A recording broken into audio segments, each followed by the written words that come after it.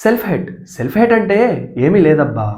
పాన్‌ని ఎక్కువ కన్జ్యూమ్ చేయడం వల్ల నీ మైండ్ మీద అండ్ నీ థింకింగ్ మీద నీకే నమ్మకం పోతుంది. చివరికి నువ్వు ఏం చేయాలన్నా గాని ఒక కాన్ఫిడెన్స్ లేని పర్సన్‌గా నిన్ను నువ్వు చాలా అన్‌వర్తీగా నేను వేస్టు, నేను దేనికి పనికిరాను అని ఒక ఫాల్స్ అజంప్షన్‌లో నువ్వు ఉండిపోతావు. చివరికి దీనివల్ల డిప్రెషన్‌లోకి వెళ్ళే ఛాన్స్ కూడా చాలా ఎక్కువుంది.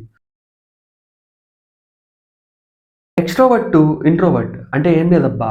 ఒక ఎక్స్‌ట్రోవర్ట్ అయిన పర్సన్‌ని పాన్ అడిక్షన్ ఒక ఇంట్రోవర్టెడ్ పర్సన్‌గా మార్చేస్తుంది. అదెలా అంటే నువ్వు చిన్నప్పటి నుంచి అందరితో చాలా యాక్టివ్‌గా ఉంటావు. గేమ్స్ ఆడతావు, ఫన్ క్రియేట్ చేస్తావు. అందరికీ కావాల్సిన ఒక పర్సన్‌గా నువ్వుంటావు. కానీ ఈ పాన్‌కి ఒక్కసారిగా నువ్వు అడిక్ట్ అయ్యాక మొత్తం మారిపోతుంది.